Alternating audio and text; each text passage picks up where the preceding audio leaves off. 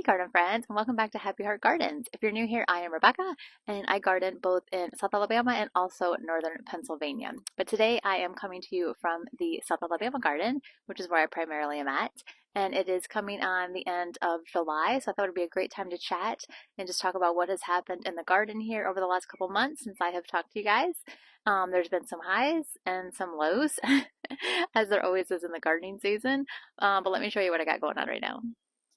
Every garden season tends to bring its own challenges, and it seems like every year the weather and pests become more of a challenge. This year, particularly, pests have been just really something else for me. And I'm not talking about just like bugs, but I'm also talking about bunnies and squirrels. They have just been relentless. I planted some cover crops back in May and beans, and the bunnies found every single, speaking of bugs, there's a bug on my leg. The bunnies found every single bean plant that I had scattered throughout the garden and just decimated them. So I didn't get any fresh eating beans this year, unfortunately, which is a bummer, but luckily my local U-Pick had some, so I was able to go and get some to freeze. And then they also mowed down my sun hemp cover crop, or I should say the first round of it. Luckily, I was able to do that again and do some different protection things, which I'm going to show you guys. And then the squirrels. The squirrels are just relentless. You're also going to see, I just don't know why, they just can't leave the garden alone. And then, of course, always different pests. It's been weird. I don't want to jinx myself, but I have not had leaf footed bugs this year, which normally they just tear up my tomatoes and make it really hard for me to get any tomatoes. And for some reason, I don't know where they are. I've seen a couple, but not as many as I normally would. But I've had some other things. What have I had? Hornworms just recently showed up, but I'm at the end of my tomato season, which you'll see, so I'm not as concerned about them. But really just, yeah, the squirrels and the bunnies. They're my biggest problem. So I'm going to turn this around and show you guys the garden. Real quick, just because I don't typically talk a ton about them, but blueberries did great this year. You can see I still have a few that I'm harvesting a little bit here and there, but I'm so excited with that, especially with everything that's been going on with all of the things in the US and food safety issues. So I'm thankful that I'm able to harvest some of these guys. I still have some over here as well in this bed. I'm even surprisingly getting a few occasional strawberries, which I cannot believe. Just again, because it's like not really the season for me because it's super hot right now. Another standout is my green onions. This is, I think, a Lisbon variety, and that's done so well. It's actually flowered, and I've taken off the flowering tops. That was a few months ago and saved the seed, but now I'm able to harvest, or still harvest, the greens, which is wonderful. Other fun highlights this year have been volunteer peanuts. This bed just volunteered itself with peanuts again, which I'm totally okay with. Also, the squirrels are getting a little bit in here, but not too bad yet. So, and again, it's a volunteer, so that's fine. I'm kind of using it as like a summer cover crop. This is where I had potatoes. I had a really good potato harvest this year. The ones I did in the milk crate and also in this grow bag here, which I think is a 7-gallon, did absolutely fantastic. I had my best yield, my best harvest. They were the best size that I've had in a long time, and I think that was for a couple reasons. I fertilized a couple times after planting, and then I also let them completely die off. Like I refused, or I resisted harvesting them when they were still a little bit green. I let them go completely brown before harvesting, and I think that made a really big difference. I'll try to post a picture in here of what they look like at harvest time, but very happy with that. I mean, they're small bags, so you're not going to get a huge quantity, but I think I ended up with, gosh, I think like 11 or so, 12 or 11 good size Yukon Gold potatoes out of each bag, so I thought that was fantastic. Another standout was my chiltepine pepper in this grow bag. I thought I had killed this over winter because I forgot to take it inside, so it went through a bunch of frost. But look at it. Somehow it has come back from the trenches. You can see there was a lot of this dead growth, and I just left it in here because I was like, who knows? Let's just wait and see. And I'm so glad I did because now it's flowering and it's creating new peppers. So super thankful for that. And another standout I want to show you guys quick. My eucalyptus, this is just going bananas. And the blackberries, we're kind of getting to the end of blackberries, but again, I've been harvesting these since May. This is sort of my last big cluster along with these guys. You can see this is also kind of going up the trellis. And again, I also have this in a Smart Pot liner in a milk crate. Best blackberry year ever. Really great size of blackberries. Plus, I also got like quite a few. So, really happy with how the blackberries did this year. So just moving on through the beds here. So a lot of these things, or I should say, like I'm sort of in a transition season because down here in South Alabama, I'm in zone 9A. So summertime is sort of like our winter for some crops. So here you can see I have recently planted some sun hemp, which is a great cover crop. It's a legume, so it's going to help build the soil, which is always a good thing, especially after having onions in here, which is what I had. And you can see I have just some plastic netting all the way around. Now, bunnies can probably chew through this. They have not yet, so let's hope that they don't. So far, so good. And once these plants get big enough, it shouldn't be a problem. I don't know. I'm hoping, but we're going to find out. And then on the trellis, I have planted hyacinth beans and Puerto Rican black beans, and I have yet to have any of them germinate. So I'm heading up to the Pennsylvania garden soon. So I'm hoping I come home and there is some sort of bean on this trellis, but I have yet to see any beans, and I planted them quite a while ago. But sometimes we gotta just have faith, right? Peppers are still doing well. This is just a bell pepper and again a grow bag. Peppers over here on this side looking pretty good. I don't know, some of these are having a little weird. That doesn't look good. Just noticed that today. So we're gonna have to see what's going on there. I left these couple leeks in. Not sure why, because they're, I don't think, gonna do anything now. I thought maybe they'd go to seed, but that's not happening. So we're probably gonna take them out. Sun golds here. Again, we've been having some hornworm pressure, so they're not doing fantastic. But honestly, I'm probably gonna take them out before I go to Pennsylvania and plant some more beans here. So I'm not even upset about it. But check out all of this. This is the apple gourds. And let me turn this around so you can see we are finally getting apple gourds. And aren't they fantastic? We also have ants. It's always something, I'm telling you what. Aphids and ants. But you know what? The gourds are still growing, so I'm not too upset about it. Look at these guys. These have been in here since March, and they have just now started to take off, and I am so excited about it. I just wanted one, and just this like last week, it has like exploded. I was having troubles. They were forming, but I was having trouble with stilt bugs, and I still have some stilt bugs, but I think I'm getting a handle on them now. And I've also started hand pollinating them. So that was, I think, part of the issue. But again, I am just so excited. I mean, look at how cute these are. So these are called apple gourds. And again, they're just decorative, which I love decorative gourds and pumpkins. So I am just beyond ecstatic. I just cannot wait to have these guys, harvest them. They're just like so fun. What do we got here? Another poblano. They've done really well. Actually, the peppers in the grow bags have done better than the ones in the bed. As you can see, they're just not as large. I don't know, these ones just seem to be a lot better. So maybe moving forward, I do them all in grow bags. I don't know. We'll see. This is the tomato bed. Again, coming sort of to the end of its cycle. I'm going to take this out before I go to Pennsylvania. I did put the shade cloth up, mostly because I wanted to kind of protect the alyssum, just so I could keep that going a little bit longer. And then I've just poked in, you can see where the little baskets are to help protect them from the critters, some cowpeas. So this is a coronet style, or the variety, excuse me, of cowpea. So hopefully and I poked them all in, all throughout the bed. So they should grow, and that will also help to kind of shade the alyssum, is my hope. So I can keep this going because I just love the way it looks. And there's also, of course, some marigolds, some little dwarf basils, that kind of thing. But again, summer's like my winter, so I don't expect these things to keep growing just because we're consistently above 90, and a lot of things aren't going to flower when you're above 90. So yeah, I'm going to take out the tomatoes. I may keep, my thought was to keep these two super bushes, but they're starting to show quite a bit of disease pressure too. So I don't know. I may just take them out and then just have it just be cowpeas and alyssum and whatever flowers want to grow as far as like the basil and the marigolds. On the trellis here, I have another variety of cowpea. This is called Red Ripper. It's a vining variety, so in theory it should go up the trellis.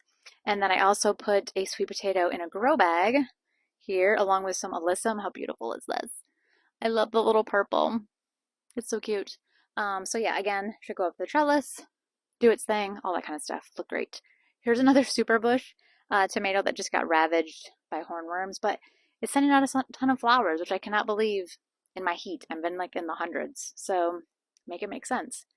We have some sweet potatoes on this trellis, along with the zucchini, which somehow is still growing with tons of pest pressure. It's had squash vine borers. It's had like all the things, but I actually just harvested a zucchini yesterday from it, which I cannot believe in July. That's very unusual for me. I usually have to get them early to beat the pests, but I'll take it. So yeah. And then the sweet potatoes are in a grow bag there inside the bed because I had root knot nematodes, so I wanted to kind of protect them just in case. I don't think that it would affect them because I had them on my beets, but I didn't want to take any chances, so that's why I put that little grow bag there, which you can't really see with all the zucchini. But again, hopefully when I come back from Pennsylvania, all the arches are just full and looking great. Volunteer zinnias and cosmos, of course, they're just everywhere. I am going to, I think, cut down a lot of these because you can see there's a lot of babies down here coming. So I think I just may cut these. I'm letting them go a little bit longer because there's a lot of like nice flowers here, obviously. But then I'm going to just cut them down low and then let everybody kind of grow up again while I'm gone is my plan. We'll see. I don't know. There's so much growth right now. It's hard to tell. I don't know that I want to do that. But on this trellis, we have volunteer sweet potatoes. I did not plant any of these, but clearly missed one or more. I'm not sure how many are here last year. And that's just really going for it. Along with my trailing rose, which let me turn this or let me go over here. Oh, and I have a ginger there. It needs more shade. That's why it kind of looks, sorry, it needs more shade, which is why it kind of looks funky, which is why I need this trellis to cooperate and fill in more because they do like shade, especially when it's really hot. Just they need the shade to do their best. Bay leaf is looking amazing. Thought I killed this guy in the winter. Apparently I did not. Very happy for that. Some more cowpeas. I just poke cowpeas in everywhere this time of year because they thrive in the heat. They grow quickly. You get food, all that good stuff. Here is the trailing rose. This is called Polka. It's kind of like a peachy. It's kind of hard to tell now, but I wasn't sure how it was going to do on this trellis with food. And it's done pretty well, but I will say it has so much green growth and I'm just now getting flowers. I think when I put in, because I have like a cucumber here, I think when I planted that stuff and added fertilizer, it really just made the rose go wild with green growth, but it wasn't allowing it to flower. It needed more phosphorus, bone meal, that kind of thing. So now that I'm not, doing that and all that kind of stuff, I think now it's finally found the right thing that it wanted and it's flowering. So I'm very happy for that I got to see it flower and it didn't do it while I was gone. And also this time of year, like there's going to be like diseasey things. Nothing is going to look perfect. Like you can see on the zinnias, it's just, we're hot, we're humid, it's raining a lot. I'm on the Gulf Coast, so I get a lot of fungal issues. And I have just come to accept that in my garden, that things are never going to be like picture perfect, and that's okay. I don't do too much unless things really get out of control as far as disease and pest wise. Most of the time I'm more hands off and just kind of let everybody work it out amongst themselves. And I found that does work sometimes. I mean, I've had a lot of good pests show up. Over here on this guy, he had aphids, still probably does a little bit, but he also had ladybugs and he had mealybug, not mealybugs, but the other one that's like a good guy that like eats aphids. And I have lots of like lacewing eggs, and their nymphs will eat aphids. So again, unless it's like a major infestation or like a major problem, like you can see these tomatoes, they have disease. I'm not worrying about it right now because I'm probably not going to keep them. And even this little bit, I would probably just cut this off if I do decide to keep these guys, just because it's so minimal, and just leave it at that. So that's my approach, but everyone does what they want to and what they need to for their space. This bed, I had the leeks that I harvested, like, I don't know, like 100 leeks. That was super fun. I ended up freezing a lot of them, which was great, and sharing with neighbors. And then here too, we have sun hemp and buckwheat. I originally put buckwheat, but I think I'm a little too hot this time of year. You can see here's some of it growing right here. Let's see if that'll zoom in. It's starting to form flowers. And I don't care if it flowers, because it can do that. And then the rest of this is sun hemp all in here. So that's doing pretty well. Again, I put all this netting around to try to protect from the bunnies because they were relentless. But let's talk about my real frustration lately. And that is this bed. So I wanted to grow sunflowers, Paradovic, and I'm probably saying that wrong. Paradovic sunflowers. It's a cover crop, and it's like what they use for like the black seed sunflowers. I should have known that that was never going to work. I have trouble with sunflowers anyways, just because of my squirrels. If I do get flowers to grow, they're usually eating the flower heads off right away. So I don't know what I was thinking that I could do a sunflower cover crop, but I just thought it would look cool. So planted these seeds twice, at least, maybe 3 times, and every time something ate them. I thought it was birds, so I put this on the top. You can see along with just doing the outside, I also covered the top because I was like, okay, the birds are going down through. Well, then I discovered yesterday I come out after I put the top on, and it was still all eaten. Like they went right down the rows that I had just planted again and ate the sunflower seeds. So I was like, what the heck? And that's when I see over here, and I had stuck a zip tie in there, that there is a hole chewed through. So clearly, I don't know, the squirrels must smell sunflower seeds. I have no idea how they knew they were in here, but they went in there and they once again ate all of the sunflowers. Now you can see there is, I think, what, like 3? It's going to be hard to zoom in. There's like 1, 2, 3 sunflowers. Oh, maybe 4 that they didn't take. And there may be some other random ones that come up, but for the most part, they pretty much took all of the sunflowers. So I've gone back and forth about what to do because it's just so darn frustrating. So all day I've been like, what am I going to do? Like, I'm determined that I'm going to get sunflowers. So I thought I was going to do like make like a little box to like elevate, say like 6 inches above the raised bed, and do hardware cloth because I don't want them to reach down in and steal it. So I thought, well, if I go 6 inches, it would still cover it, and do it chicken wire or something like that big enough so that the flowers could poke through. But then I'm like, well, they're just going to grow big into sunflowers if that even happens, and then they're just still going to eat the sunflowers. Oh, sorry. So I think I've decided that I'm just gonna let it go. I'm just not even going to try to fight them. I'm going to take that top piece off again. I'm going to sprinkle in sun hemp, and I'm just going to hope for the best. As much as I want to have sunflowers, I just realized I'm never going to get sunflowers down here because once the squirrels, I feel like, get a taste for that, you're done. Like you're just never going to work.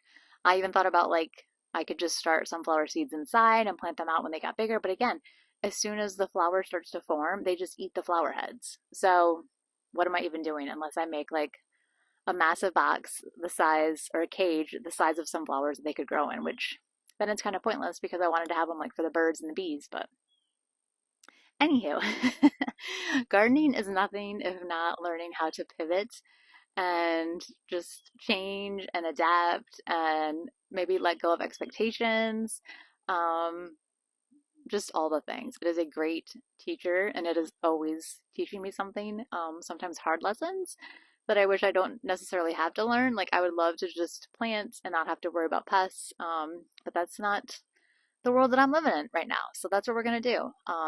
So yeah, I think we're just going to take the top off, put some sun hemp in, hope that that grows, and then we'll just have a pretty, at least we'll have something green, and it will help to enrich the soil. Like I said, it's a legume, so it will help with that. It'll also help suppress weeds. As you can see in my beds, when you see like grass type stuff, that's called torpedo grass. It's extremely invasive, very hard to get rid of. It has very deep rhizomes, and if you miss even a little piece of that when you dig it out, and it goes deep, I mean 6, 8 inches or more in the ground, so it's very hard to eradicate. Trust me, I've tried. So at this point, I just try to keep it like at a minimum and manageable. Um, but anyways, yeah, so when you see grass, that's what it is. It's torpedo grass. So, but I've learned the more like I just pull it, the worse I make it. If I'm going to try to do anything, I have to dig it out, which I don't really want to do right now when it's 100 and plus degrees. So we're going to take that off. I'm going to plant the sun hemp. We're going to hope for the best and then just let everything ride and then think about fall garden, which is coming up very quickly. It's hard to think that that is already time for fall garden. So just to round things up, overall, honestly, it's not been a terrible garden season. It's actually really been a good garden season. We've got a lot of food out of this little garden, a lot of more food than I honestly expected. So many blackberries, blueberries. I'm surprised I'm still getting the strawberries, just all the leeks and onions and potatoes. Like there's gotten so much food out of here, despite all the pressure. So I'm just extremely thankful for that. The apple gourds now, I mean, we're not going to eat them, but they just bring me so much joy. And for me, like that's what it's all about. I mean, yes, I do love getting the food to feed, me and my husband and our family and friends, when I can. But it's also just about growing things that like excite me. And sometimes that's a cover crop of sun hemp. It would have been a cover crop of sunflowers, but the squirrels were also apparently very excited about it. So yeah, very thankful with how the season went. I would love to hear how you guys' this season is doing, or what sort of issues you're having, or what's been a really good win, or what things you're happy with, or just all the things. So please comment below. I hope you've made it this far, and if you have, thank you so much. I would really appreciate a like and a subscribe. And I will probably see you next from the Pennsylvania garden. Hopefully we have some pumpkins starting, so that would be very exciting and also bring me lots of joy. But I hope you guys have a fantastic day and happy growing.